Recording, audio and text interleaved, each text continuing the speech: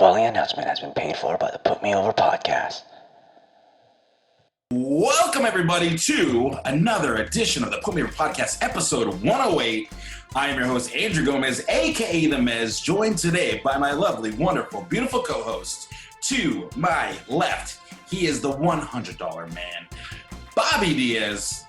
What's up, baby? I feel like we had extra names for you, but I can't remember any of them. I think that was it. Bobby Diaz.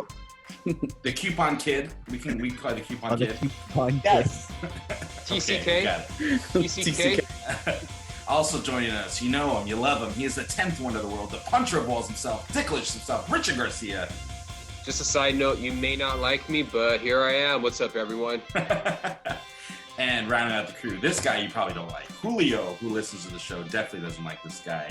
He is the handsomest you, man Julio. alive, the COVID cutie, the Pinoy powerhouse, Byron Pagdalao. Hey guys, side note, you for sure hate me, but fuck you anyway. Who cares? How you guys doing? Good? Good? What a heel. Prove it. What Do a it. heel. Do it. Fuck him. Fuck him. Fuck them for real. That's For real. Get it, What up, boy. Julio? Hey, did you guys see that video real quick about that Asian lady when she said she'll fuck you? Oh my what God. did you- I forgot what she Fuck you to said. Like, death. Oh yeah. or fuck you to the. I was like, I'll take that offer. That's a good. Doesn't sound that bad. Not from that lady. I mean, if someone's going to do the fucking me, if someone's going to fuck me to death, Wait, Death by Bugga Bugga? I need to know who it's going to be. I gotta see this. I gotta see this video now. I think she's known as like SoCal Karen or something like that. She looked like she went on a safari somewhere. Yeah, or that, or she's like a little kid at the Raging Waters. 'Cause she Oh, yeah, dresses yeah. like a little kid at Raging Waters. Doesn't want to take her doesn't want to take their shirt off, like the fat kid at Raging Waters. Exactly. Like super covered up, but like ready for the sun. Yep. Oh man, we got a lot to get into this week. Actually, I mean, we got our backlash predictions that we're going to get into. We're going to cover Raw, SmackDown, NXT, AEW. Spoiler alert: not too much happened. I did get a haircut this week. Stuff is starting to open up, guys. How are you guys feeling about everything? As fast as everything's opening up, it's gonna close back down because the second wave is happening. That's what I'm worried about. I'm worried about that second wave, the new wave, not the music that I love. Ooh. I think The it's new- kind of good. I mean, it is like refreshing to see people out, you know, like psychologically, but people still need to fucking be very careful. I myself don't plan on really going to a bar, like, you know, soon. I don't know, maybe we'll see, but it is kind of scary with the numbers going up, but we can't live life like that, I suppose. So we'll see. We'll see. Yeah, no one's afraid anymore.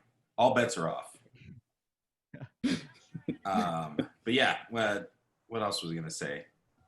I guess that's it for our little banter, little I intro. mean, keep in mind. I mean, we're just this past Sunday we just had In Your House, and now we're having another pay-per-view. Yeah, we talked about In Your House, right? Yes, we did. We did. But yeah, definitely not better than Double or Nothing. But anyways, let's get into the sponsors. Let's get into our friends at Grudge Match Brand and Grudge Match Brand Apparel on Instagram. Make sure you go check out their stuff. Bobby's actually rocking their Hitman shirt. We just got done talking about how comfortable their shirts are. So make sure you go turn on the notifications because they drop stuff. They let you know it's out, and then in a lot of cases, the stuff is gone. So definitely get in early, get those pre-sales in, and definitely support local good people that are putting out quality shit. Also, make sure you go check out our friends at lapellia.com. If you're for the market for some wrestling merchandise, look no further. Go to lapellia.com, use our promo code PUTMEOVER, and in turn, that website will put you over, and you get 20% off your entire order. What are they dropping? They're dropping something pretty soon, but definitely go to their Instagram, turn on them notifications as well. Hit that bell, subscribe. And also, if you're looking for some Put Me Over merchandise, go to our website, putmeoverpodcast.com, for all of your Put Me Over podcast merchandise wants and needs. Make sure you go to our YouTube channel because we're dropping just anything we want there. Now we got Byron streaming on the Put Me Over channel. I'm probably going to be streaming on there as well. And we got a lot of stuff in our merchandise. So make sure you go to our website, check us out. Use a promo code Kofi forever. Kofi, the number 4ever, for 20% off in a purchase there.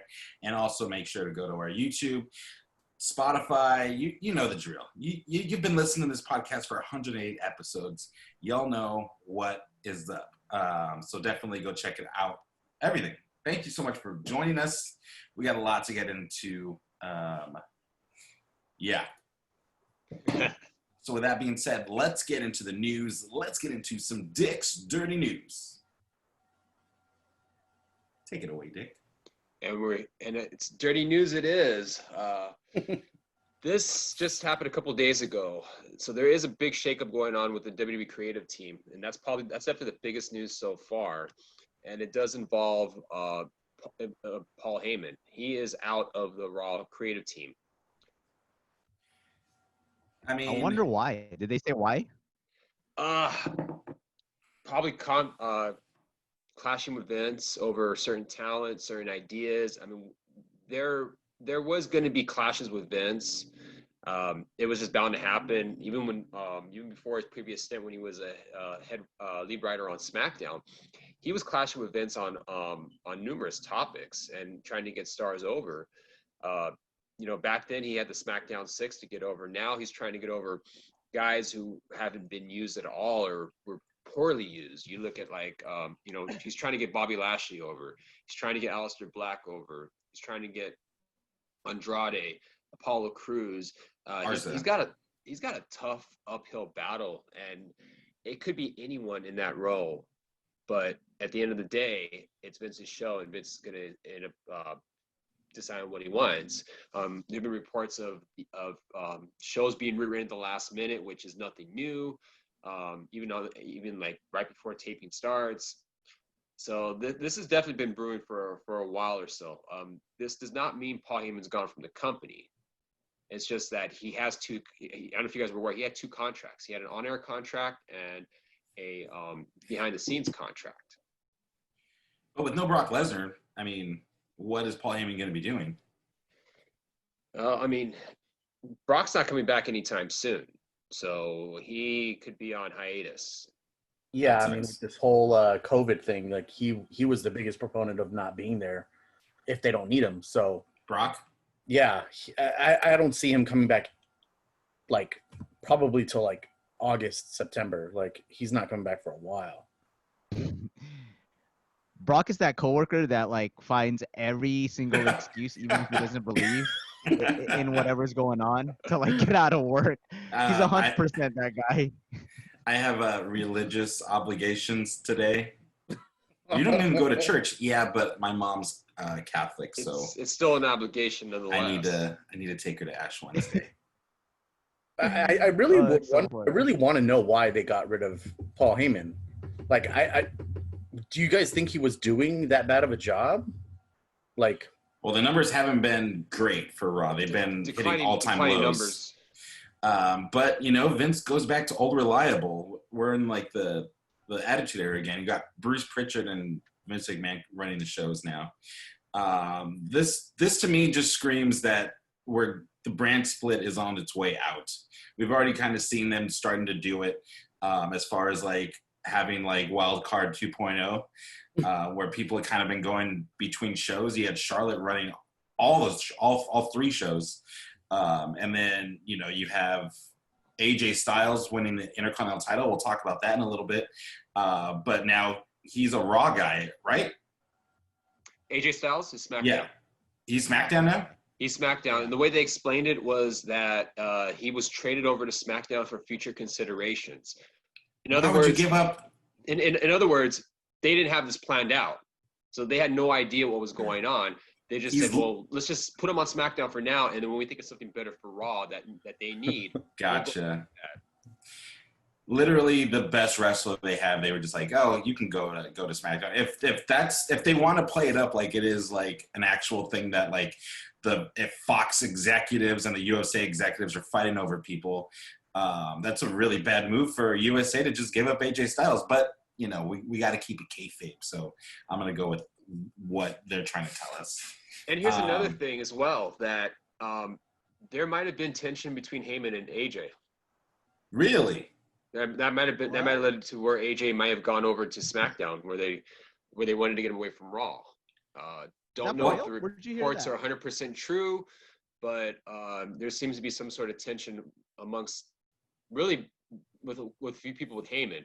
AJ was one of them, and if you looked at how he was portrayed on Raw before the trade, he wasn't he wasn't at the top of their level. But yeah, he did wrestle the Undertaker at WrestleMania, and then he went on hiatus for a while. They also fired the Good Brothers, and I know that affected AJ as well. That did affect them as well. That had nothing to do with Heyman, though. That was ultimately the company deciding to part ways with them. Maybe it was like that Heyman didn't like fight for them, but want to keep them. Could be. Maybe, but I mean, Paul Heyman doesn't really have the power to do that. He only had creative power, not like hiring and firing power. But at the same time, like, I don't know. I feel like Heyman, because remember they had Heyman and Bischoff, like they were both going to run the different brands. Once Bischoff was gone, the wheels were in motion for Vince to change his mind on, the direction that they wanted to go in. So not really surprised that this happened, but it sucks. And with Pritchard, he's obviously he's obviously in tune with what Vince wants to do. Yeah, I mean they go way back, which is crazy that it took. What, didn't Vince fire him and he went to TNA, right? Oh, he's been fired multiple times, and at the end of the day, he's back with the company. He always brings him back. So sucks for Heyman, but I feel like maybe remember when Barack Obama was president and he had all these great ideas and everyone was super behind him. But when it came down to it, Obama couldn't get anything done because the House was the Senate would just block everything that the Democrats wanted to do. I feel like that's probably what Heyman wanted to do. Heyman wanted to change stuff up and like get some fresh faces out there. And Vince was the Senate and was just like veto, veto, veto, veto. And, that's how that works. It's a tough time too, because like imagine taking control of creative control during this time when there's no crowd, so you can't fucking measure anything. Yeah, that's another thing too. That's true. Shit situation for that guy, but he'll be back, man. He's Heyman. He'll be fine. What else Heyman's not gone from the company. Heyman's not gone from the company. It's just that he won't be in charge of the creative side for Raw. So we'll see how that goes. Me personally, like the way I look at it, Vince McMahon even said in the conference call a while back, saying that it's going to take some time to build these stars up. It's going to take up to 18 months. The numbers are going to tank, but once we get these stars established, then things will pick back up. Oh, damn. You made Bobby get coronavirus, dude. Oh, shit. Damn. 18 months? God damn. Yeah. Dude, that's like coronavirus would probably be over by then. Like, dude. No, well, as far as getting the talent over. But the thing about that, though, is that Raw has been declining every year. It's been a shit product. They really just catered to kids and advertisers, and it doesn't have that same feel that it used to have. It boggles my mind how you can get people to come from NXT who are already over, they're huge, and then you bring them to Raw and you shit on them, so you have to build them back up again. Like, they're shooting themselves in the foot with every single call-up. Where the fuck is Ricochet at? Yeah, that's a big one right there. That is a big one. But Aleister Black. Aleister Black has been fine though. I think he's been fine. But how long did it take for them? How long did it take for them to get here, though? He was cutting promos saying, "Who wants to pick a fight with me?" week after week after week. Where any kind of heat that he did have was gone by the time he started like actually facing people. Yeah. Yeah, but I think the thing with that is like it's a different type of thing, because even before this era of wrestling, there's always been high expectations for wrestlers who have seemed to flame out even before they got in. Like Waylon Mercy, even like we use the example of Too Cold Scorpio, who was probably the best work at that time. So there's always reasons other than It could be the booking, but it's not nothing new. This has been around Wait. forever. But see, you're talking that's different. That's them coming in like fresh. You're talking about these wrestlers from NXT, hot. Their own Like they're their own fire. brand. And Right, they come into the main brand and they just wash out because creative doesn't do anything good with them. It's time and time again with every single NXT star that goes up there. Burned out. They Remember how some hot NXT Bailey was? Bailey was There's the some hottest thing in NXT. She came up to the main roster and was just another person. Yeah. But now she's still. I think Bailey's probably in the top 3 female performers out there. Period. Well, after So 5 sometimes years, I would hope something like that would change. the analogy I have with it is something like when you see there's just sometimes either it could be bad booking, which is the case sometimes, but sometimes it's a late bloomer thing too, like with all sports and with all forms. Some people will get drafted really high and have high expectations and then Like not live up okay. to those. Like here, the biggest one, Asuka. Asuka, Right, but the biggest. And but they literally shit the bed when she went to the main roster. Well, we got to Charlotte. Charlotte's our pick. Charlotte's the golden child. Why would we She's give it to this Asian lady? No, true, but that's not what we're trying to do. as shitty as she's been booked, she's a multiple time champion. She's the only Grand Slam winner as a wrestler, so she has that distinction too as a female wrestler. Is she? She's the only one, right? There's nobody else who has all the titles. She has not won the. Both. Were they tag champions, her and Kyrie? Asuka was a tag champion. She won the Royal Rumble. She won Money in the Bank. She won the she's Raw, the ultimate winner. SmackDown, and NXT champion. So as far as all those accomplishments go, she's the only woman so far. Bailey. Yeah. So no, Bailey hasn't won the Royal won Rumble. Royal Rumble. Oh God, yeah, Bailey has not won that. Right now, she's probably one of the most decorated. As shitty as she's been booked, she's still like accolade wise. There's no one who can really match her resume other than Charlotte, of course. But yeah. So as bad as that is, they're still pretty accomplished. But I guess it's still kayfabe accomplished. But it's what matters when people look back on her career, I think. Yeah, that's true. I don't know. I think we do have a point with that. It's they always shit the bed whenever they come up. Well, because creative in NXT is going to be different from the main roster. With NXT, you have a smaller bubble, and you have someone like Triple H who knows who the wrestlers are, what gets them over. He knows the crowd and what gets over with the crowd. When you go over to the main roster, it's going to be a little different. You're going to have someone who like Vince, who quite honestly is out of touch with. He bulldozes every idea. He's been out of touch, bro. And, look at the Viking Raiders. They came in. They were on top of NXT. They came in. They were feared, and now they're running decathlons and in these comedy bits. Like what is happening, dude? I am personally not a big fan of those segments. Just a couple. The segments, they for the most part, they fall a little short for me. But the first one and the second one were passable. These last ones, I feel like they're just scraping the bottom of the barrel, and they're just trying to squeeze some shit out of this juice we got. But it's more like, why do you have to have these guys do everything? Do a little bit of comedy, do a little bit of seriousness. I want to see them fight. Like what are they? It doesn't have to be like that. Like with War Machine, Viking Raiders, have them be badasses. Have them be who they are. Have them be successful. I know why. Because Vince is like, it's such good shit. Yeah, exactly. That's why. It's Makes all him Vince. laugh. It's at the end of the day, it's his product. He gets to decide what goes on his TV and what doesn't.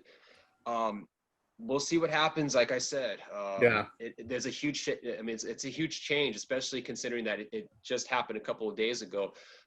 Will this affect Backlash? We'll see. Will Raw change? The thing with Raw though is that the ratings have been declining each year, and you have a 3-hour product, and it being on the air for 3 hours, you can only do so much for 3 hours. I'll say this: WWE suckered me into getting another month of WWE subscription. I thought I canceled it. Oh shit. Damn them! Little subscribe trick. Yeah, they get my money every week or every month. So. They get it. Oh, What else we Anyways. got for news? Yeah, what else we got, Dick? okay. So New Japan is finally coming back officially. It's actually Nice. this weekend. It's starting to come back, and they're Empty going to have arenas? the first show. Empty arenas for now. They plan on having the first. They're actually going to be before the North American setting if things go right with them, and they may have their first show with fans targeted sometime in July. Right now, they're going to try to run the New Japan Cup and try to get that out of the way, and then maybe after that, come October, then if things go well, they might try to do the G1. But they're going to be coming back. Japan lifted its state of emergency, so that's why they're starting to run shows again. Although other companies in Japan have been running shows in the meantime, they've been doing empty arena settings. Dragon Gate, All Japan, even for a little bit. What's the women's promotion? Stardom. Thank you. They did it for a little bit as well. But this is going to be the first for really, as far as major promotion in the world, that's going to have fans in a setting. Let's see how that turns out and see if maybe they can keep this up, or maybe things will go back to normal. We'll see what happens. There's just a lot of uncertainty going on at the moment. Yeah, New Japan needs to come back. I feel like that's a void that that the wrestling world needs for sure to be filled. And they've done a great job as far as like not laying anyone off. No one's gotten laid off. There were pay cuts for those in the higher positions in power. They took a pay cut, some as high as 95%. Oh shit! Oh, damn. Well, You're basically laid off. I mean, it's probably maybe the CEO that took that huge of a pay cut, and even then, he probably has like stock options that are probably worth more than his salary. and he's probably not greedy and like he's like, I can live comfortable with this. Let me help out everybody else. Where there's ways around it. Over here in the United States, like fire everybody. I'm not losing anything. I'm building my new Titan Towers. Damn it! I don't give it. Anything else, Dick? Well, as far as like news go, I mean, that's pretty much just. I mean, the Heyman story is the big story. That's. We'll see how this changes the shows. I mean, I don't know. Raw has been not very watchable. 3 hours is not helpful at all, and especially if you have clash of interests, clash of ideas, battling. This was, I mean, it was bound to happen, and this week's Raw was no exception. Yeah, let's move on to Raw because I'm not going to lie. I got about halfway through and realized I was watching a rerun of a rerun of a rerun of a rerun, and just kind of turned it off and just kind of killed my week of wrestling. I didn't want to watch anything after the first little bit of Raw.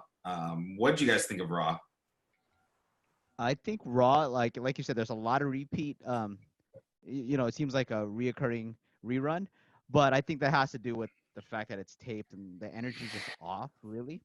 The crowd is killing it for me because I feel like they're told, make sure you boo when Seth Rollins comes out, or someone's holding up a sign or telling people when to clap, or having like someone start a chant. Like it doesn't seem real to me, and it really kills it for me. Well, and also if they're doing multiple tapings, they're going to be tired. You could tell that they're exhausted after a certain amount of time. I mean, when you're doing 4 or 6 hours of tapings and you're cheering for that long, it's just like being in the crowd at a major like event like SummerSlam or WrestleMania. Being in the crowd for 6 hours is draining.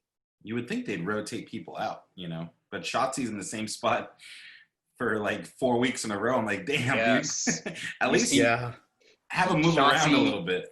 Jessamine Duke, Kaden Carter. You're starting to see the normals there. Yeah, it's like it's like Brock Lesnar guy. Like I'm like, oh, okay, that's her seat. That's where she's supposed to be.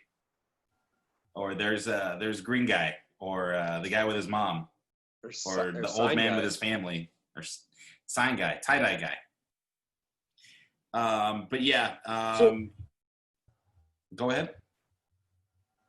Do you think with things opening back up, do you think that they'll start with a small group? Like in the performance center, they can fit, like they have all of them spread out. Why not have a couple like real fans in there? If they're gonna have them spread out and blocked by plexiglass, Well, probably more of an insurance liability than anything. Like if you're an employee, I guess it's okay for you to be there, and it's easier to do that. But if you have like normalized people, it's gonna be hard to get insurance. And for one, it's not allowed yet. I don't think for like to have like an audience. Mostly everything's opening back up. So right, but that's like phase 4 they call it, where they have live events where you can have actual crowds and shit. Because it's not it's at Full Sail, right? Where they're filming, it's in Florida, right? Yeah. Okay. I know I was thinking something. Because the NXT set looks different than... Okay, they're at Full Sail for NXT, but the Performance Center for Raw and SmackDown, right? They're the PC. I'm sorry, they're the PC for all three. Oh, okay. I thought NXT looked different to me. NXT looks different in that it's more. It looks like it's more open because they got rid of the side of the side aisles, so it looks more open. Okay. But they're all it's all at the PC. Now, as far as getting audiences back, that's the end goal because Florida opened up earlier than most of the other states.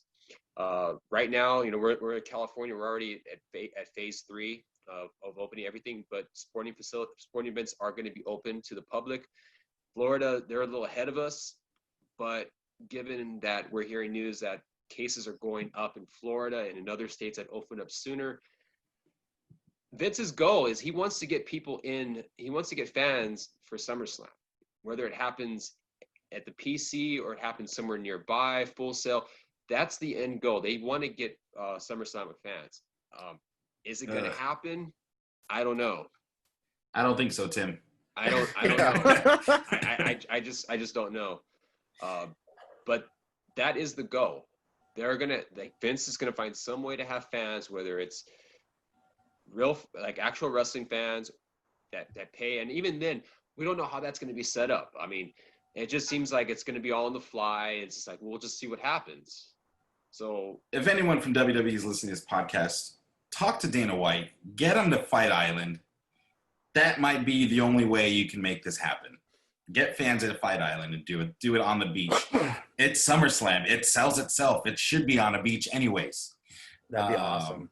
I think that would be dope. I'd go, like WCW used to have their shit at Daytona Beach all the time. Bash at the Beach used to be on the beach. I say go for it. What do you guys think of the Peep Show segment with Edge and Christian and then Randy Orton eventually coming out and interrupting?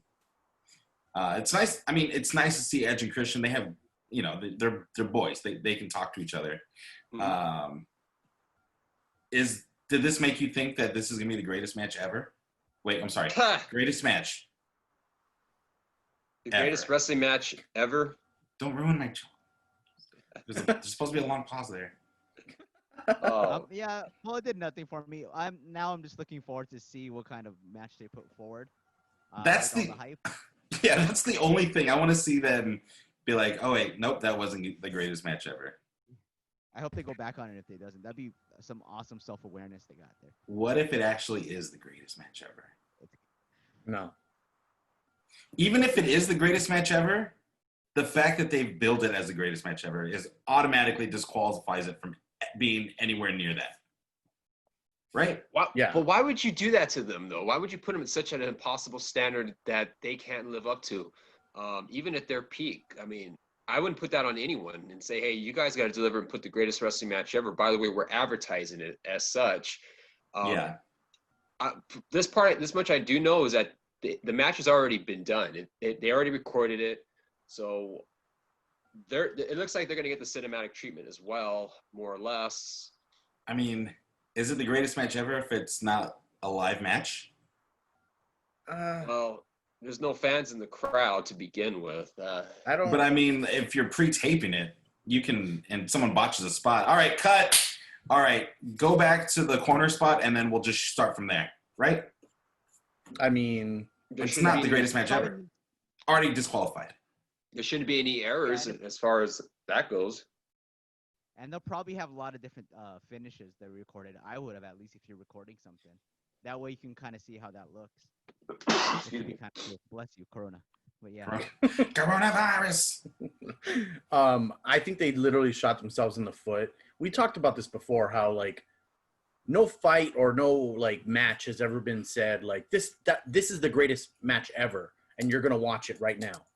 Like it's always like that was the greatest match ever. We already watched it and everything. So like I think they're shooting themselves in the foot. It's not gonna be a good match.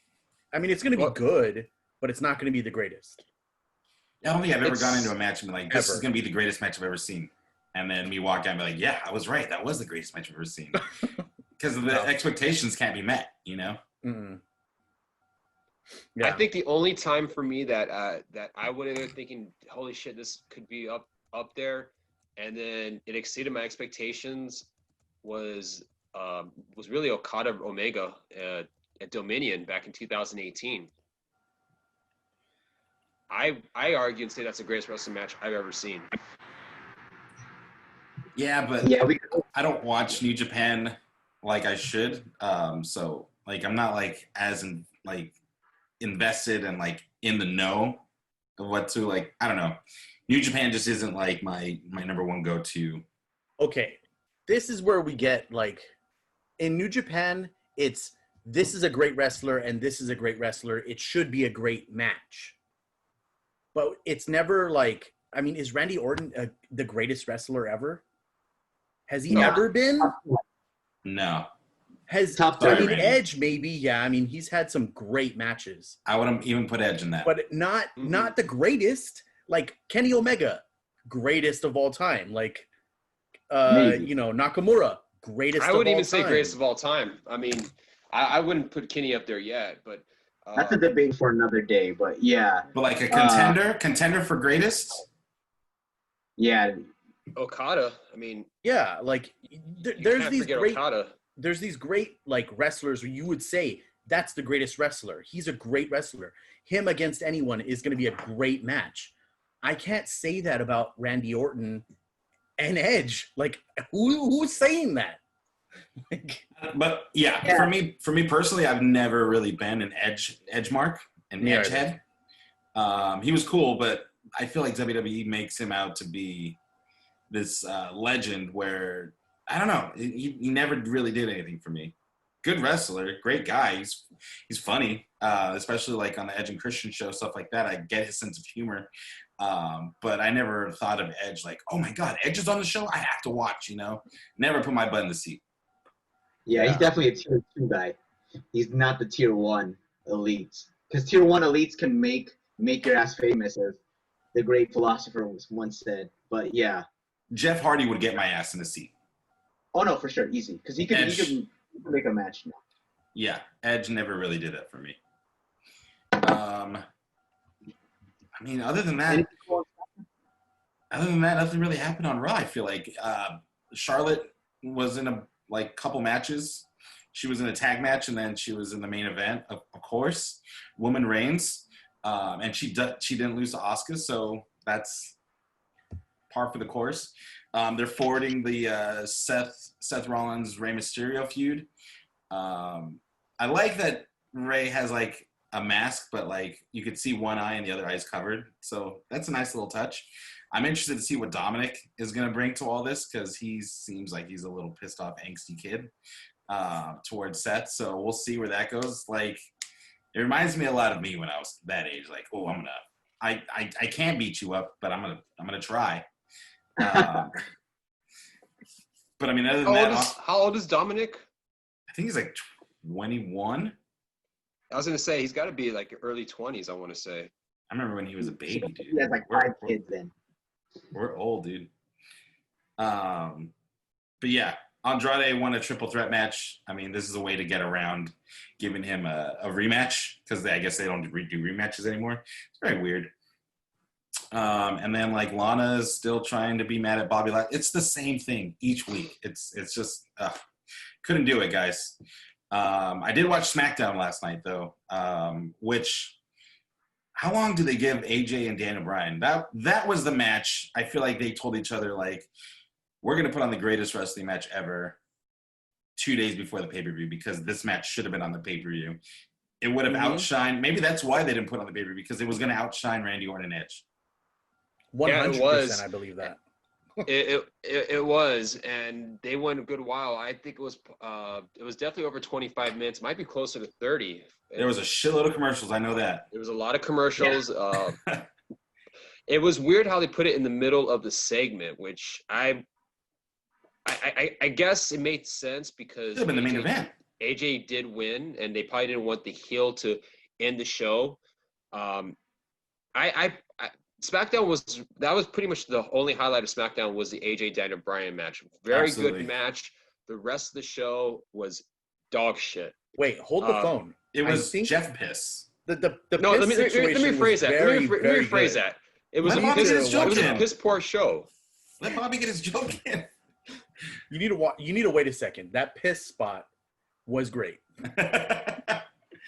Oh my gosh. The show starts off with Sheamus forcing Jeff Hardy before he signs a contract. He doesn't want to be in the ring with a junkie, which I guarantee you Sheamus has been in the ring with a junkie at some point. Going the back when he was wrestling OVW, FCW, he guaranteed was in the ring with a junkie at some point. 100%. Whether it be steroids or an alcoholic, he's been in the ring with some kind of degenerate. He was in the ring with Triple H, so he's definitely been in the ring with a degenerate. There you go. But yeah, God, sometimes I'm just on, you know. That was a good one. So he makes Jeff take a piss on national TV in the middle of the ring, and he fills up a big jar. I've never seen a pee sample this big. Dude, it was like this, and it was full to like right here. Yeah, Like, it had to have been like good 24 ounces. Bro, you need to be drinking some water because that was yellow. That was dark, dude. That looked like the kind of pee when you wake up in Vegas, like after a weekend, you're like packing up, like, oh shit, I gotta take a piss. And you go to the bathroom, and it's just the darkest pee you've ever had in your life. A lot of energy drinks. A lot of energy drinks. Yeah. And Jaeger bombs for sure. Jaeger bombs. Jaeger bombs. So Jeff, you need to drink more water, bro. I drink so much water now. My pee is basically water. Like I could drink it again because it's just clear as day. Hey, it's sterile. It's sterile. I mean, it went through it's been processed. Anyways, what I noticed, because I saw a lot of people talking about, that was so gross when Jeff Hardy threw his piss in Sheamus's face. And I'm like, wait, that didn't happen in the show. They cut that out on the West Coast feed. Yeah, it did happen. That's crazy. It is kind of gross, though. That's fucking nasty. Fox is like, no, we're not airing this again.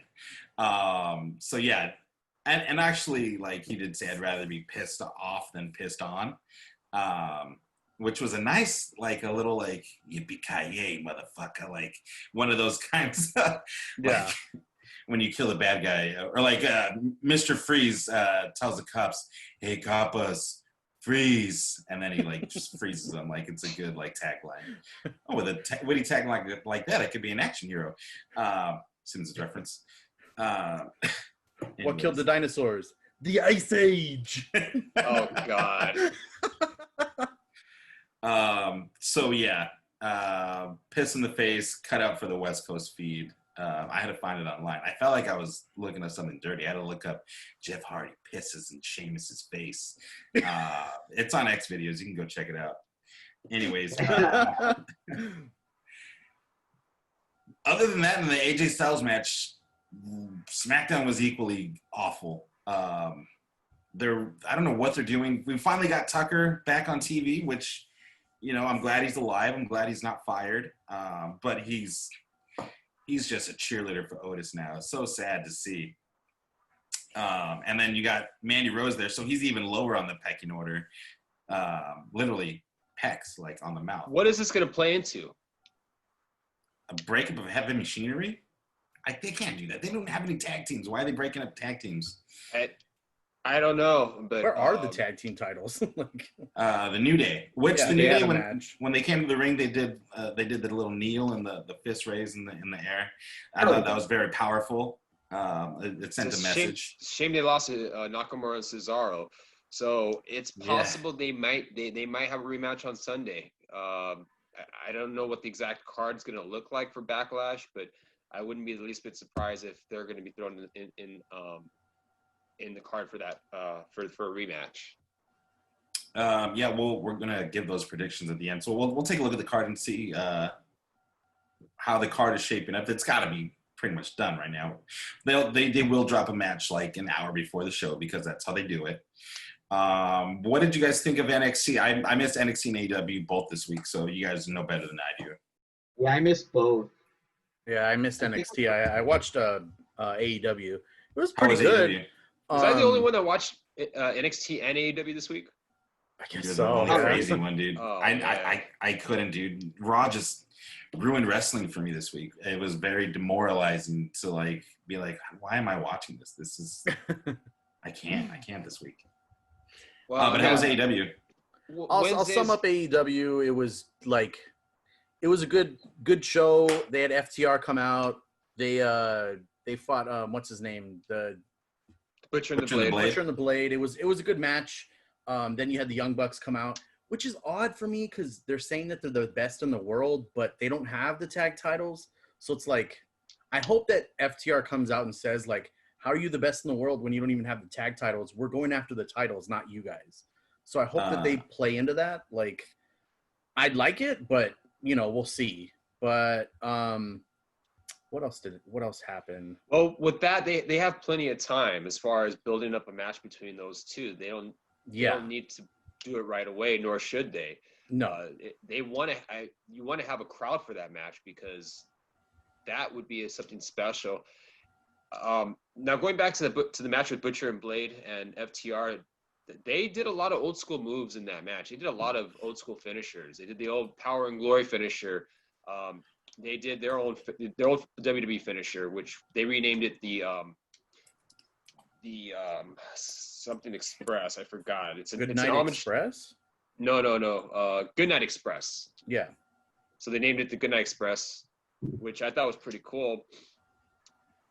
They were a little rusty, but other than that, I mean, you saw what you would normally see in WWE, but now that they're able to go out and do their own thing, give it some time. Once they get rid of that ring rust, which it shouldn't take very long, they're up there as far as the best tag teams in the world go with the Young Bucks and with Lucha Bros. AEW has a stacked division. They have a stacked tag team division. Probably I almost want to say two stacked because I haven't even mentioned Omega and Hangman, and they're the tag champs. And they're the only thrown together team, right? I don't think there's... Well, no, they had Goldust and what's his name? QT Marshall. But they're a faction. But they're a faction. Yeah. They're a thing. And you have Best Friends. You have Jurassic Express. You got a lot of good teams in AEW. A lot of talent that are being used. Maybe not every week, but when they are used, they're put in competitive, good matches. Yeah, they weren't lying when they said they were gonna bring back tag team wrestling. So it was a good show. I liked it. I liked the whole Orange Cassidy then Jericho comes out, hits him with oranges. That was hilarious. They had orange juice poured it all over him. Hilarious, freshly squeezed. Why it was not? Funny. Why not? I heard Cassidy was bleeding and Jericho's now he's a blood orange. Yeah. Those were blood oranges, by the way, that he got hit with. Oh, dude. Okay, yeah. It's the Hilarious. little things, and AEW does it so much better than WWE. They just the details. The details are really the things that I appreciate. I guess we'll jump to NXT. How was NXT, Dick? Well, before you go there, I got a couple more things I want to talk about with Dynamite. Cody did again end the show. it's second week in a row that he had a match for the TNT Championship, defended against Mark Quinn. Pretty good match. Quinn's it wasn't as good as last week. I thought the Jungle Boy match was better, but I like the idea of Cody defending the belt against these up and comers, trying to get them to expose, trying to get these guys over. I heard they got a good match, especially because Quinn's a tag team guy. It was good. I think the Jungle Boy match was way better. Just Mark Quinn is just he's still a little green, but he's got a lot to learn. But once he learns his stuff, he'll be really. They're gonna be really, really, really, really good. Yeah, those guys are only like 20, 21. They're super young. They're so youngsters. that's awesome. Good for Cody, and trying to build up these undercard guys. Not like WWE. Yeah. The way AEW builds their talent, they have former WWE stars, and then they have established stars from other promotions. Their goal is to get the younger talent over, and it's been working. I mean, you look at Darby Allin; he's more over than he's been. Jungle Boy's been. Did Tony Hawk really make an appearance on Dynamite? Oh yeah, shit! Yeah, so this was released a couple days ago. That wins everything. That one's been released a couple days ago. They did release it online, so it was actually shown online first, but they showed it again on Dynamite. Darby doesn't have clearance to wrestle, but Tony Hawk gave him clearance to skate, and he kept trying to do to dive off the ladder with try to land on the board, and he just kept eating shit every single time, and I felt it. I was like, oh, dude. It's like watching Jackass. Yeah, it made me like. Did you watch that? Did you watch that segment, Bobby? With Darby it was Allin? pretty funny.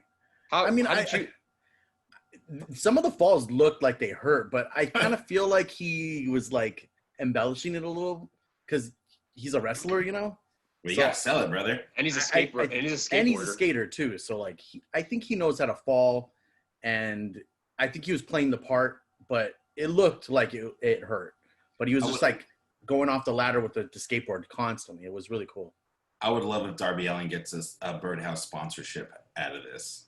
Dude, that'd be funny. Put him in the new Tony Hawk game as like an unlockable character. That's a possibility. Crossover, baby. DLC? WWE would never do that. WWE would never do that. No. Well, if it was bad for business, they would. Yeah. Well, no, they'd have Tony Hawk come out and like get beat up or something, or like treat him, or make him do an ollie over someone, like something stupid. Yeah. That's there was one other thing that happened on AEW that I thought was really cool, and it's with Colt Cabana, and I think he might be joining the Dark Order. Colt's gonna join the cult? Yeah. So I don't know. I thought it was really funny. Like, what's his name? The Exalted One came out and like he was talking to him, and then when Colt lost his match, he came out and helped him up and, kind of show him that like nudge, nudge, join us. And at the end, he was knocking on their door. So I can't see Colt Cabana doing that. Me either, but I mean they're playing it. It's funny. He's been on a losing streak. First time ever. Yeah. It'd be really funny if he did join though. But other than that, it was a good show. All right. I got to make sure to watch on when I can. How was NXT? Takeover. This is the post in your house takeover. I thought it was okay. It seems like they're going to be leading up to new storylines. Velveteen Dream should stay away from the NXT Championship. I don't think. Well, he has to. He shouldn't even be near it right now at the moment. I don't know what they're going to do with him. I don't know what they're going to do with Adam Cole. It seems like we kind of got an idea toward the end of the show. I'm going to skip right away towards the end. Do it. And Adam Cole did have a match with Dexter Lumis. Adam Cole did win with a little help from Undisputed Era. They're really pushing this Dexter Lumis guy. Yeah. He's got a look. He's got a look that is is there. You know, it's the look and the gimmick. They figured might as well do something with it. He looks like Joey Ryan's scary dad. He does. Yeah, he looks like our buddy Taco. He does look like Taco for sure. He looks like our buddy Taco. Shout out to Taco.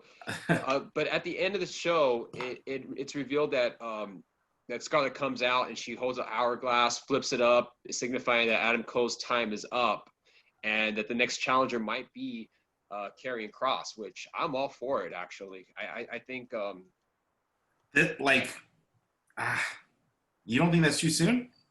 Not really, because Adam Cole's faced everyone in the company. I mean, in NXT as far as getting a shot. I mean, I think you probably the one thing I will say though is you might want to have someone you might want to have him drop the belt to a babyface and then have Karrion win it. But they're putting a lot of they're investing a lot in Karrion Kross because he's got the look, he's got the gimmick, he's got the talent, he's got Scarlett. He's got Scarlett. Oh, just wait till it makes it to the main roster. Vince is gonna take a look at Scarlett and totally forget about this guy because it's gonna be Rusev Lana all over again. Uh-huh. Oh yeah. I don't think so because I think with Karrion, he can cut it. He could cut a very good promo. Now, I'm not saying Rusev can't cut a promo, but I think with the fact that he speaks English better than Rusev, Yeah, that's true. he has that as an advantage. He can carry in a conversation. So I think That's fine. No, you're stretching with that one. I got it. It's good. so. We'll see how that works out. They're investing a lot on him. So we'll see how it turns out.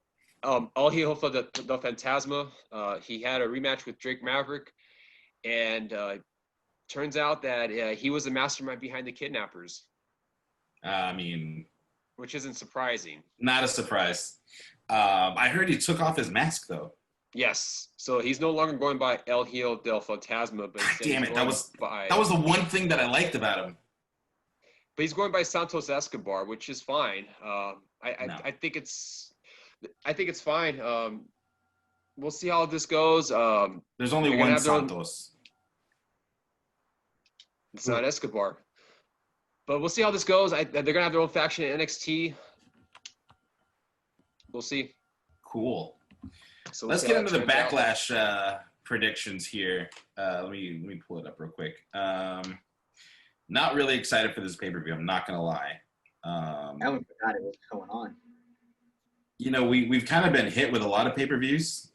You had Dynamite, or you had Double or Nothing, then you had In Your House, and now you have Backlash. And what was the last one? Money in the Bank? Right? Yeah. Something. I feel like there's been a pay-per-view every week. But here we go. We're going to... Last week was In Your House. A couple weeks ago was Double or Nothing. And then Money in the Bank was a little over a month ago. Yeah. So let's start here. Bob, you get to go first. We got Apollo Crews versus Andrade for the United States Championship. Someone want to write these down? I got them in the notepad or whatever, the notes. In the notes, okay. Yeah, I'm gonna say I want Andrade to win. I haven't been following the whole thing, but I that's who I would want to win. Keep in mind, Apollo recently won the U.S. title a couple weeks ago. Yeah, that is true. All right, so you're going to go Andrade. Are you going Andrade or Apollo? I'm going to go Andrade. I know Apollo just won it, and I think they're trying to, like, boost him, but I don't want him to win. Who do you got, Byron? I'm going to go with Apollo. Just keep it on the champ for a while. All right. Dick? As I mentioned, Apollo did win the U.S. title a couple weeks ago from Andrade. I think this is just going to play into the breakup between Zelina's crew, especially between between Andrade and Garza. Garza's going to get involved somehow, and it's going to backfire. And I think that's where they're going to eventually do the feud. I think Apollo, and besides, Apollo just recently won the belt. Why play hot potato with it again? I don't see Andrade winning the belt anytime soon. I think that's where Andrade's going to go with Angel Garza. At least give Apollo a decent run to see how he does as U.S. champ. So I'm going to go with Apollo. Keep in mind, though, now that Paul Heyman's out of the picture, and Paul Heyman was very high on Apollo, things can change. So there's a possibility that they might just put the belt back on Andrade. But if history's taught me anything, WWE doesn't pick black guys to be their champions. Minus The Rock for half. And Kofi for a good run into, till he met the white supremacist looking Brock Lesnar. Oh my God. All right. Anyways, moving on. I'm gonna go Apollo on this too. I think it's time for them to really try to do something with them. If they're gonna do something with them, it's got to be now. This could be one of the best matches of the night as well, because one, it's pay-per-view, and two, Apollo, I feel like he's never gotten that chance to really display his offense. He's always, doing the JOB and not really getting a chance to shine. So I'm going to go Apollo on this one. Up next, we got Bayley and Sasha Banks versus Alexa Bliss, Nikki Cross, and the Iconics. Triple threat for the Women's Tag Team Championships. Byron, who do you got in this one? Damn, I wanted to say champs retain because I want them to be champs for longer. Because I like what Bayley's doing right now, what they're doing with Bayley. Shit. You know what? I think it's gonna go with Iconics because I think this starts the feud for SummerSlam for Bayley, Sasha. Interesting. Who do you got in this one, Dick? Bayley and Sasha, they just won the tag champs last Friday on SmackDown. So they've had it for a little over a week. SummerSlam is going to be around the corner. It's going to be about 2 months or so. We saw a variation of this match on Raw. If you take out Alexa and Nikki and replace it with Charlotte and Asuka. So this match did happen on Raw this past Monday. I don't see Alexa and Nikki regaining the belts for this match. I think the Iconics are there to eat the pin, and I see Sasha and Bayley at least retaining for one more pay-per-view, or at least one more Raw, I should say. Who would you go for? Sasha Bayley. Okay. I'm also going to go for the champs to retain. Mostly because, yes, they just won them, and I don't know how long they I don't know when they're going to start doing this feud between them. It seems like they're on the same page right now, but I don't know. I just feel like it wouldn't be the right time for them to lose it. So yeah, I'm going Sasha and Bayley. Who do you got, Bob? Same. I think they're going to wait to kind of pin them on each other. Something's going to happen, and then they're going to turn on each other, and then that's when you're going to get the whole big match between them two. So I think they're going to keep going with it. You could always do a storyline where they've done it a million times before. The begrudging tag team champions, where they don't like each other, but they're on a team. We can get that. We can get that going. We can have the tag champs fighting for the SmackDown's title at SummerSlam too. I think that'd be very interesting. I mean, that was Sheamus and Cesaro for a while, but then they actually got on the same page. Yeah, exactly. So, speaking of Sheamus, Jeff Hardy versus Sheamus in a singles match. They should have put this up, piss on a pole match. I think that would have been a great stipulation for this match. But they just didn't do it. I think Jeff Hardy showed a lot of fire on SmackDown. It looks like he's pretty pissed off at Sheamus. Oh yeah, that's a joke. But I am gonna go with Sheamus. I feel like what happened on SmackDown really left a bad taste in his mouth, and There you go. Oh my God. maybe asparagus, maybe the lack of water. But I'm gonna go Sheamus. I think this match is gonna have another blow off. Something's gonna happen, so I'm gonna go Sheamus in this one. Bobby, you're up. Yeah, I think I'm gonna go the same. I don't see them really going anywhere with Jeff Hardy. I think he's kind of like their lackey. Just do this real quick, and I don't think they're gonna keep him on the roster for very much longer. To be honest with you, I think he's gonna get the boot pretty soon. So Who's gonna get the boot? I see Jeff Hardy like not staying in the WWE very much longer. I don't either. Yeah, I think this storyline is probably just like, yeah, whatever. Just get me on TV so I can get out of here. Yeah, I think he's just trying to play out his contract, and I don't think he's going to stay there very much longer. He'll probably end up joining his brother in AEW. Who do you got, Byron? I'm gonna go with Jeff Hardy. I actually think the opposite. I think they're gonna keep him around longer and maybe use him for like a big storyline going forward. Plus, Sheamus, if anyone's gonna retire or be done anytime soon, I think it's Sheamus. Okay. And Dick? Well, your jokes are funnier than that segment on SmackDown. That was just when I heard about it, when I first heard about what they were going to do, and I saw it, and I'm just like, it was unoriginal. They pulled it from other. Didn't Shawn Michaels do it to Vince McMahon in 2006?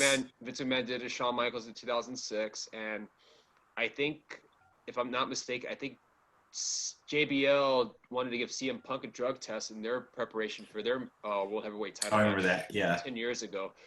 I'm not a fan of those drug test segments then. I'm not a fan of those drug test segments now, and I never will be. I think. Why was the jar so big, dude? Why was the box so small? That's something that none of you guys asked. That was such a small box. Like, there was no privacy at all whatsoever. There's at least put a cover on it. Like, there's women right in front of you. Being pissing. That, and they tell you don't fill it to the top. Whenever you get a drug test for a job or whatever, Don't fill it to the top. they tell you don't fill it to the top. We only need like a quarter of the cup. You see a small amount. Now, Bobby mentioned about Jeff Hardy's contract situation. It was originally supposed to expire back on March 1st, but since he got arrested, he got injured, it's been pushed back even further. I could see WWE keeping Hardy just so that way he doesn't go anywhere else, i.e. AEW. I don't know if what they're going to do with Jeff Hardy. Sheamus, to me, does need a win more, and I somehow get the feeling this is not the end of the rivalry. This is just the beginning. They're gonna have a lot of matches after on SmackDown. So I could see Sheamus winning the first one, and then Hardy winning the second one, and then just have a series of matches back and forth on SmackDown. Jeff Hardy beat Sheamus already recently, right? I think that was a while ago. Like the IE tournament, the Intercontinental tournament, I think. Yeah, you're right. The Intercontinental you're tournament. Right. So that's why I think Sheamus is going to win this too. I think he's going to win this one, but I don't see the rivalry ending. I think it's going to keep going. Yeah, same. Up next, we got Asuka versus Nia Jax for the Raw Women's Championship. I didn't realize that Backlash is like a co-branded pay-per-view. They have right? They used to have like a Raw pay-per-view or SmackDown pay-per-view. Maybe I'm mixing it up. Back in the day, they were exclusive pay-per-views for a brand, but they stopped doing that. Like they did it twice, as a matter of fact. When the brand split first happened in the early 2000s, they had exclusive brand pay-per-views. Yeah. And after 2006, it became like all the brands just in one. And then they tried doing it again when they redid the draft in 2016. They would have exclusive brand pay-per-views, and then that stopped after a couple months. As things do. Who do you got in this one, Bob? Asuka and Nia Jax. I'm gonna go Asuka just because I don't like Nia Jax. Simple as that. They can't take the belt off her that quickly. She just won it. She did just win it. Asuka. Byron, who do you got? I'm gonna go Asuka too because Nia Jax is probably in the doghouse still. Yeah, there's no way Asuka needs to be this champ right now. All right, Dick. I think it's a clean sweep. There's no way they're gonna put the belt on Nia Jax. Nia Jax doesn't deserve the belt. Nia Jax should not even be on Raw or SmackDown at all. She needs to go back to developmental. She needs to really focus on her work. She's a hazard to, especially to Kairi Sane. Let's get her as far removed from Kairi Sane as possible for Kairi's health. Yes. Very true. I agree. I think Nia Jax needs to learn that, you're in there to take care of your opponent for the most part. You're not there to literally hurt them. When someone says I'm not set and you still launch them anyways, that's not good. I don't think Nia Jax should be anywhere near the title picture. I get it. She's big. She's the cousin of The Rock, but she is awful. And she needs to, maybe go back to developmental, or I don't know. I just think that I know a lot of people are like piling on Nia Jax, and things happen in the ring. There are accidents, but the track record kind of speaks for itself. So I'm going to Asuka on this one because Nia Jax shouldn't be the champion. Up next, Braun Strowman versus The Miz and Morrison in a handicap match for the Universal title. They've been pulling pranks on this guy. They try to Nickelodeon slime him. They put Mentos in his fucking protein shake. I don't know. Who cares? Maybe one of you guys do. Byron, who do you got in this one? The winner, so if Miz and John Morrison wins, they're the champ, or whoever pins? They're co-champ. I think they're co-champions. That's how they're portraying it as. So I don't think it's going to be exclusive. If one pins, then that person who pins Braun's going to win. But go on. Don't have to worry about it because it's not going to happen. Yeah. I really want Miz and John Morrison to win, but we all know that's not a reality at this point. So Strowman. Dick, who do you got? So, like I was saying with it, it's a handicap match. If one of them wins, they're going to be co-champions. It just lowers the value of the Universal Champion. It's supposed to be the top belt on SmackDown, and the challengers are complete jokes at this point. The way they've been portrayed lately, it's almost like they were like last week's segment on SmackDown. It was like kind of like a cheap version of Impractical Jokers. Except it wasn't even funny at all. I didn't even get a laugh out of it. And then on SmackDown yesterday, where they had the 6-man tag match with Dolph Ziggler joined them, my first thought right away is like, these guys are like a bunch of goons for like a 90s kids movie with the evil boss, and he sends his dumbass henchman after them. Yeah, they're the guys from Three Ninjas. Exactly. There you go. Oh man, I go on. Why would I care about these guys? Like, why would I care? Because I could see Vince McMahon saying, "This is such good shit." I mean, but it's not. It's really not. Yeah. I fast forwarded that. Once I knew what the main event was, for my money, I already saw the main event. I didn't need to watch the rest of the show. And then I just saw, the baby faces win, LOL. And, it's just, I'm not a fan of these just thrown together matches. And they make, you have guys like Ziggler and, John Morrison and The Miz to a certain extent. The Miz was a main eventer. And you see what they're doing to him now. And I mean, I don't like the guy, but I feel bad for him. His spot is, technically he is challenging for the Universal title right now. So, right. That's still something that he can say. But at the same time, they're treating it as a total joke. So I'm going to go Strowman on this one too, because Miz and Morrison. I feel bad for Morrison because I feel like Morrison has a lot to offer, and having him pull these like stupid pranks on TV isn't helping the badass he was on the Indies. It's hurting him a lot more than helping. Who do you got, Bobby? Come on, it's Braun. There's no doubt about it. They're not going to let him lose to some stupid stipulation like that. There's no way. Real quick before we move on, at the end of SmackDown, I don't know if you guys noticed, but Otis was definitely eyeing he was eyeing the Universal belt. I don't think he's listed to be on the show. Nah. No, they don't have a match. Right? So maybe Otis might tease a cash in perhaps.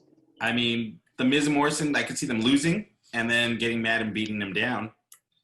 But I think Otis is going to go down as one of those guys that has the Money in the Bank briefcase, cashes it in, and loses. I think they gave it to him as a swerve, and he's just going to be a Damian Sandow. That could happen. Or I said it before. I think he may not even get a chance to cash it in. He might end up losing it somehow to someone. I would be okay if he cashed it in for a tag team championship match. Yeah, we've never seen that before. I think that would be a good first time ever kind of thing. Like, wait, they're challenging for the tag. Like, he's like, yeah, I love my fucking brother Tucker. We're gonna be tag team champions because I won this. It'd be a good way to keep Heavy Machinery together, and Mandy could carry the titles for them, and they can go on in. I don't know. Or Tucker stabs him in the back. Or Tucker could stab him in the back. Yeah. That'd be good. Or he tries to attempt it and Tucker stops it or sabotages it. That'd be better. He's like, I want our team to stay together, and if you're the Universal Champion, we're not going to be a tag team anymore. So I had to stop that cash in. I could see that happening. That'd be actually pretty good. Jannetty status. Actually, yeah. Jannetty. Oh, Tucker's Jannetty for sure. Nice guys. I met them. They're very nice guys, but come on. All right. Up next, we got Drew McIntyre versus Bobby Lashley. This one's interesting. They've been building up Bobby Lashley like a monster. And I don't know about you, but I've been putting a full Nelson. It does not make me pass out. I don't know why they're trying to make this move seem like it's this crazy submission hold. I know they did it with Chris Masters too. Full Nelson is just kind of lame to me. I don't know. What do you guys think? It's an old school big man finishing move. But have you been putting full Nelson and felt like you were going to pass out? No. Ever. But I wanted to cry a couple times. Maybe cry. Especially when your neck is being like jammed down, or it's just not comfortable to have your arms. And you get ragdolled. Yeah, when you get ragdolled, I guess. But I don't know. It just to see McIntyre in a full Nelson, knowing how strong he is, and I'm just like, I don't buy this. But anyways, they've been doing a great job building up Bobby Lashley. I'm glad that they're doing that. Whose turn is it to go? I think it's Byron. No. It's I can go because I don't think I got it. I don't think I went first. All right, go ahead, go for it. Okay. The thing with Lashley is that I think it's too little, too late at this point. Because the turnaround that they did with him, they wanted to build him up as a legit contender, only because at the moment they don't really have anyone to put Drew with. The rosters for both Raw and SmackDown are so depleted right now, even before the pandemic happened, when you have a limited amount of wrestlers. This was bound to happen. You're going to have challengers that are being thrown into for your top belt that really don't deserve it, because with Lashley, the way they've portrayed him the past year or so, they had him smiling and talking about his family, to having Leo Rush around with him, and even having Lana with him, and he wasn't portrayed as a main eventer. Ever. I'm glad they got rid of. I'm glad they're gearing away from Lana and having MVP as his mouthpiece, which that should have happened a long time ago. Absolutely. I think it's still a little too late. Drew's going to retain, but I would like to see a strong showing from Lashley, and I think we're going to get that. Yeah, I agree. I think Drew just won the title. They've been doing a good job at keeping him strong. Um, this is the kind of wrestling match that I could see happening both ways, and it's something that's very intriguing to me. I could see Lashley winning this. I could see him finally breaking out and being like, you know what? I've been a joke for too long, and now I'm the champion. Eat my dick, all 27 inches of it. If he says it on the network, I will give you $5. But I don't think it's Drew. It's Drew's time to give it up yet. No. I think he's going to keep it until there's an actual crowd there. So I'm going to go Drew McIntyre for that. What do you got, Bob? Drew Mac, easy. He's not losing it anytime soon. Big Mac. I think they invested in him to be the next big thing, and I think like you said, they're gonna wait till the big crowds are in to kind of like maybe have him lose it, but that's not gonna happen anytime soon. So I don't see them putting it on Lashley. I think you keep it on him and see how much merch he sells, and if he sells a bunch of merch once there's fans in the attendance, keep the belt on him for give him a long run if you want. Yeah. What do you got, Byron? Yeah, and this is tough because I want to see Lashley win, especially with the political climate now. I wonder if Vince That would be is thinking huge. about that. That would be huge. I wonder. So, like, as they say, scared money don't make money. I'm going to go with Bobby Lashley. Dang. Bob Lash. I think he's Vince is going to roll the dice here. You know how much news that would make to have Bobby Lashley win the WWE title? Yeah, my only concern is that it's Backlash and it's not SummerSlam, So that's, but other than that, fuck it, let's do it. I see where your head is. I think they'd get a lot of publicity if they did it, and it could be a good reason to do that. Up next, we have Edge versus Randy Orton in the greatest wrestling match ever. I think Edge wins at WrestleMania. Randy Orton wins this match. This one was hard for me to call, but I feel like Randy Orton is going to win this one, and then we're going to have, maybe a Hell in a Cell match or a ladder match or something after this. So let's go Randy Orton on this one. Orton. Bobby, who do you got in this one?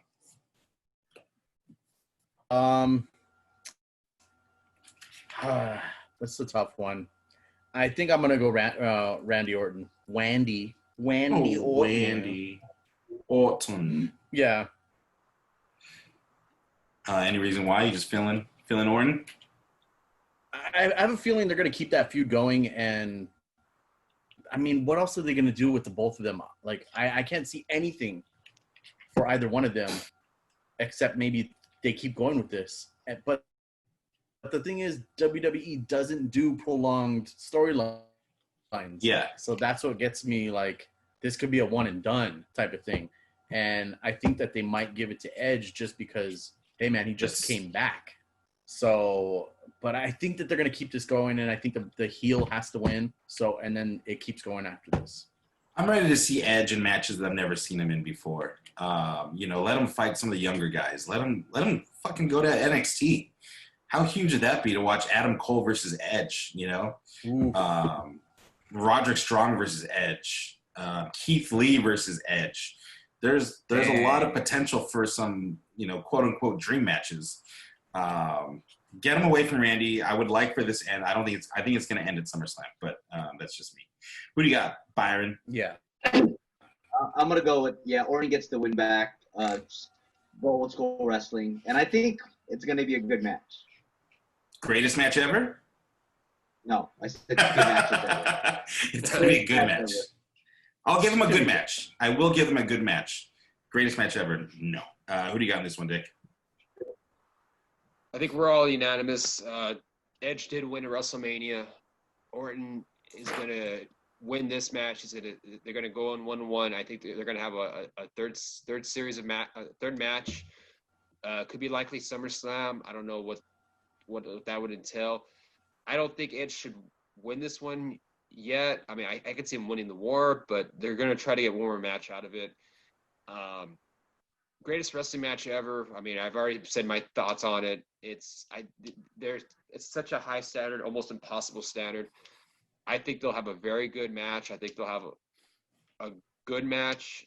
We'll see what happens in the end. But other than that, I'm going to go with Orton, and they're going to tie it up. Yeah, I think that's the safe call. I think that's the right call, really. What do you guys think? You know, we gotta. I don't even know. I'm gonna edit this part out, but we got to close out the show. But you know, I want to thank you all for listening, downloading, subscribing, telling your friends, telling neighbors, telling your friends, neighbors. We are available on all podcasting platforms, YouTube, coming soon to Twitch. We got a lot of stuff in the fire, getting ready to shoot all over you guys, just like a bottle of pee. So make sure you join us. Tell everybody that you listen to Put Me Over podcast, and you know we are the new world order of professional podcasting, and we will see you next time.